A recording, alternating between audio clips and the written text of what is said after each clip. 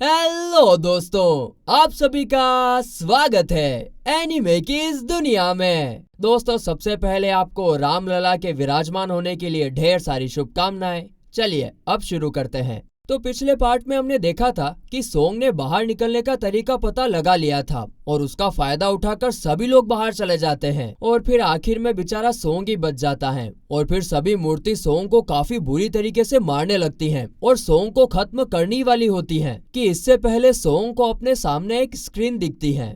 और अब आगे तो कहानी की शुरुआत होती है और हम देखते हैं कि सोंग को हॉस्पिटल में होश आता है और वो देखता है कि उसके हाथ पैर ठीक हो चुके हैं, जबकि डंजन में तो उन मूर्तियों ने उसके हाथ पैर काट दिए थे। साथ ही में यहाँ पर सोंग की सारी चोटें भी ठीक हो चुकी थी। यह देखकर सोंग काफी हैरान हो रहा होता है कि वो यहाँ कैसे आ गया। तभी हंटर एसोसिएशन से दो लोग सोंग के पास आते हैं। वो दोनों अपना नाम वू और केन बताते हैं और इसके बाद वो दोनों सबसे पहले डॉक्टर को बुलाते हैं और सोंग को बताते हैं कि वो यहाँ पर 3 दिनों से बेहोश था। यह सुनकर सोंग हैरान हो जाता है कि वो इतने टाइम से बेहोश हुआ पड़ा था। आगे फिर सोंग वू और केन से पूछता है और जूही और होंग कैसे हैं, जिस पर वो दोनों बताते हैं कि होंग ठीक है पर वो अपना एक हाथ खो चुका है तो शायद अब वो हंटर नहीं बना रह सकता और जूही को तो जो कुछ हुआ उससे बहुत शौक लगा है और इसकी वजह से उसका भी ट्रीटमेंट चल रहा है। फिर आगे वो और केन कहते हैं कि उस मिशन में न सिर्फ 6 ही लोग वापस लौटे हैं।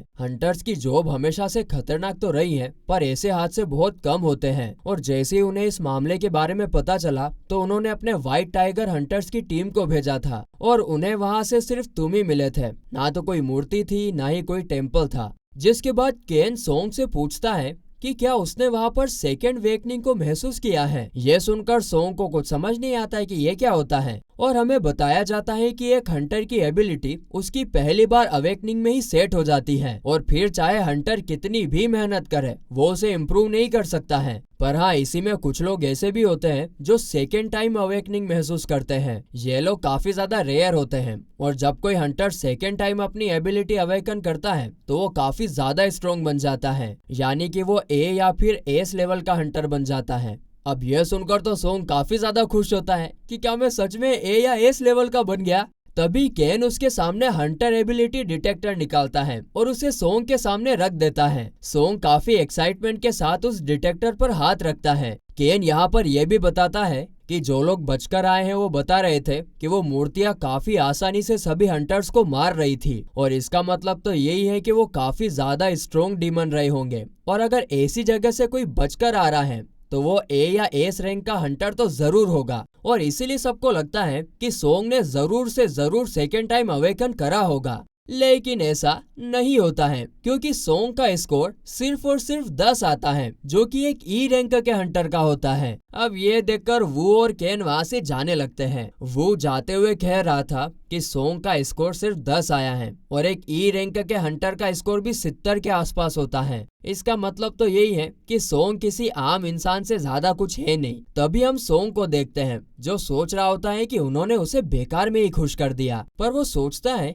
कि क्या उन लोगों को उसके सामने जो स्क्रीन है उससे कोई परेशानी नहीं हुई। तभी फिर सोंग कहता है कि शायद उन लोगों ने वो स्क्रीन देखी ही नहीं होगी। तभी सोंग देखता है कि स्क्रीन पर कुछ अनरीड मैसेज लिखा हुआ था लेकिन वो उन्हें टच नहीं कर पा रहा था और तभी अचानक से सोंग उस टाइम को याद करने लगता है जब वो मूर्ति उसे मारने वाली होती है। लेकिन तभी सोंग के सामने वो स्क्रीन आती है और वो सोंग से प्लेयर बनने का पूछता है, जिस पर सोंग हाँ कर देता है और एक प्लेयर बन जाता है। अब वो इतना सोच ही रहा था कि तभी सोंग की बहन जीना उसके रूम में आती है और उससे कहने लगती है कि सभी लोग हमेशा सही सलामत वापस आ जाते हैं लेकिन आप ही हो जो हमेशा हॉस्पिटल में एडमिट हो जाते हो। अगर आप अपना ख्याल नहीं रखोगे ना तो मैं स्कूल छोड़कर काम पर लग जाऊंगी जिससे तुम्हें ये काम नहीं करना पड़ेगा। जिसे सुनकर सोंग जीना को शांत करता है और कहता है कि हाँ बहन, मैं अपना ख्याल रखूंगा, तुम चिंता मत करो। आगे सोंग जीना से पूछता है कि बहन क्या तुम्हें वो स्क्रीन दिखाई दे रही है, पर जीना को कुछ समझ नहीं आता क्योंकि उसे वो स्क्रीन नहीं दिखाई दे रही थी। फिर सोंग जीना से पूछता है कि अच्छा मुझे ये बताओ कि अनरीड मैसेज को देखा जा सकता है क्या, क्योंकि जीना ना काफी गेम खेलती रहती थी तो उसे जरूर पता होगा। जिस पर जीना बताती है कि हाँ वो मैसेज में जाकर देख सकते हैं, और मैसेज पर टच करते ही सोंग के सामने कई स्क्रीन खुल जाती है। वहीं जीना अपने भाई को ठीक देखकर अपने दोस्त के साथ वापस चली जाती है। वहीं हम देखते हैं कि सोंग के सामने उसकी स्ट्रेंथ बढ़ाने के लिए उसे डेली टास्क दिखते हैं, और फिर सोंग और भी कई सारी चीजें खोलता है जिससे उसे पता चलता है कि प्लेयर की स्ट्रेंथ बढ़ाने के लिए उसे टास्क दिए जाएंगे, और अगर प्लेयर उस टास्क को पूरा नहीं करता है तो उसे सजा भी दी जाएगी। हाँ, लेकिन अगर टास्क पूरा होता है तो प्लेयर को रिवॉर्ड भी दिए जाएंगे। तभी सोंग स्ट्रेंथ ट्रेनिंग बार को ओपन कर देता है जहाँ उसे कई सारी ट्रेनिंग दिखती है। साथ ही में उसमें लिखा था कि अगर इस टास्क को पूरा नहीं किया गया तो इसकी पनिशमेंट दी जाएगी। पर सोंग ये सारी चीजें छोड़कर वापस लेट जाता है।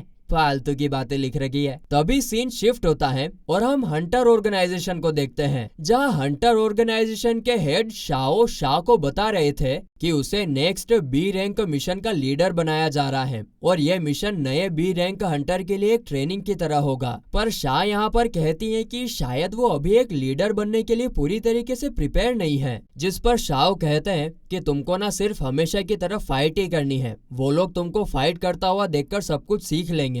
तभी हम देखते हैं कि रोड के बीच में एक पोर्टल ओपन हो जाता है, जिसकी वजह से गार्ड सभी लोगों को साइड करने लगते हैं। वहीं हॉस्पिटल में सोंग के डेली टास्क पूरा करने का टाइम खत्म हो चुका था, और इसकी वजह से वहां पर अचानक से भूकंप आने लगता है, और फिर सोंग के सामने स्क्रीन आती है और उससे पता चलता है कि टास्क पूरा ना करने की वजह से अब उसको सजा मिलेगी। और बनो होशियार कि है ये सब कुछ नहीं होता है, मैं तो आराम से सोता हूँ, अब सजा मिलेगी साले को। और तभी सोंग टेलीपोर्ट हो जाता है और एक रेगिस्तान में पहुंच जाता है, जहां उसके सामने एक काफी बड़ा मॉन्स्टर आता है, और सोंग को पता चलता है कि टास्क पूरा ना करने की वजह से अब सोंग को 4 घंटे तक उस मॉन्स्टर से बचना होगा, और जब 4 घंटे तक वो उससे बच पाएगा तभी वो उसकी दुनिया में वापस जा पाएगा। तो वहीं हॉस्पिटल में नर्सेस सोंग को ढूंढ रही होती हैं, क्योंकि वो अचानक से कहीं गायब हो गया था। तो वहीं इधर सोंग को मॉन्स्टर से बचते हुए 2 घंटे बीत चुके होते हैं। वो लगातार उनसे बचकर भाग रहा होता है, और ऐसे ही थोड़ी देर भागने के बाद वो काफी ज्यादा थक जाता है, उसमें अब और भागने की हिम्मत नहीं बची होती है, और तभी वो मॉन्स्टर सोंग को खाने के लिए उसके ऊपर अटैक कर देता है। पर भगवान का लाख लाख शुक्र है कि टाइम रहते उसके 4 घंटे पूरे हो जाते हैं, और वो वापस से हॉस्पिटल में टेलीपोर्ट हो जाता है। फिर वो देखता है कि उसे पनिशमेंट पूरी करने पर रिवॉर्ड भी मिला है,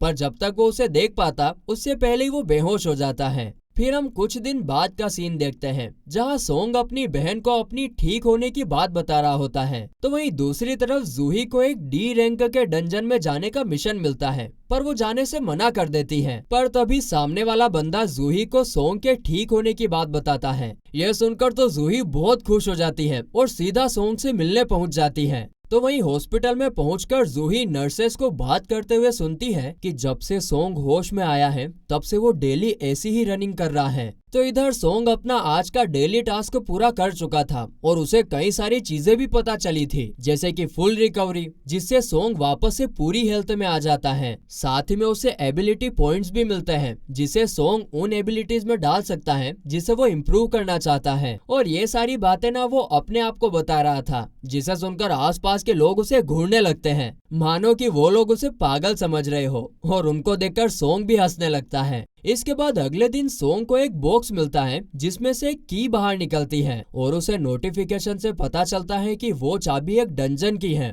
पर डंजन का नाम सुनते ही सोंग को उसी डंजन की याद आ जाती है जिसमें उसका और उसके टीममेट्स का काफी बुरा हाल हुआ था। खैर इसके बाद सोंग अपनी माँ से मिलने जाता है, और हमें 4 साल पहले का सीन दिखाया जाता है, जहाँ सोंग की माँ एक दिन अपने आप नीचे गिर जाती है, और फिर डॉक्टर से पता चलता है कि सोंग की माँ को फाइनल स्लीप नाम की बीमारी हुई है, जिसमें वो हमेशा नींद में ही रहेगी। डॉक्टर सोंग की माँ को जिंदा तो रख सकते हैं, लेकिन उनका होश में आना काफी मुश्किल है। और फिर उसके बाद तो सोंग अपनी माँ के इलाज के लिए काफी मेहनत करने लगता है, और ऐसे ही काम करते करते एक दिन सोंग को पता चलता है कि उसके अंदर पावर्स आ चुकी हैं, और इसीलिए टेस्ट देकर वो हंटर बन चुका है। और ये न्यूज वो अपनी सिस्टर से भी शेयर करता है। इस दौरान हम उसके चेहरे पर खुशी साफ साफ देख पाते हैं। खैर इसके बाद सोंग उस डंजन की लोकेशन पर जाता है जिसका उसे नोटिफिकेशन आया था। वो वहाँ पर खड़े रहकर सोच रहा था कि अगर डंजन के अंदर उसे कोई भी खतरा हुआ ना तो वो तो तुरंत वहाँ से भाग जाएगा, और बस यही सोचकर वो आगे बढ़ता है।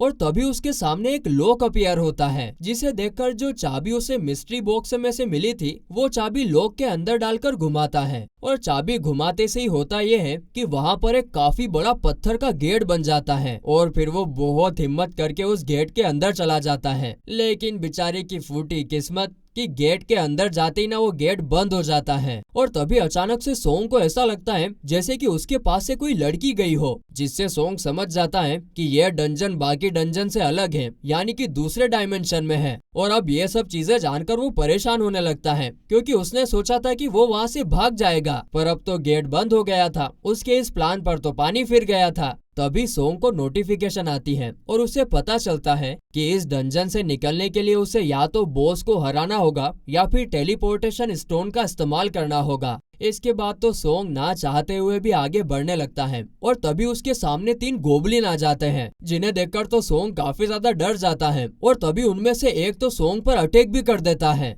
और फिर सोंग काफी हिम्मत करके उसके साथ फाइट करता है और आखिर में उसे हरा भी देता है। आगे फिर सोंग बाकी दोनों गोबलिन को भी मार देता है, और वो सोचने लगता है कि क्या वो सही में स्ट्रोंग हो गया है। तभी सोंग पर ना एक वोल्फ अटैक कर देता है, और उसके सामने सोंग टिक नहीं पाता है। साथ ही में उसका चाकू भी टूट जाता है, और उस वोल्फ को देखकर तो सोंग सोचने लगता है कि ये वोल्फ तो गोबलिन से भी काफी ज्यादा स्ट्रोंग है। सोंग तो अब इतना ज्यादा डर चुका था कि वो हिल भी नहीं पा रहा था, और तभी वो वोल्फ उसके ऊपर अटैक कर देता है। अब क्या होगा, ये बावड़ी बूच मारी जाएगी कि क्या होगा, ये तो हमें अगले एपिसोड में ही पता चलेगा, क्योंकि ये एपिसोड तो यहीं पर खत्म होता है।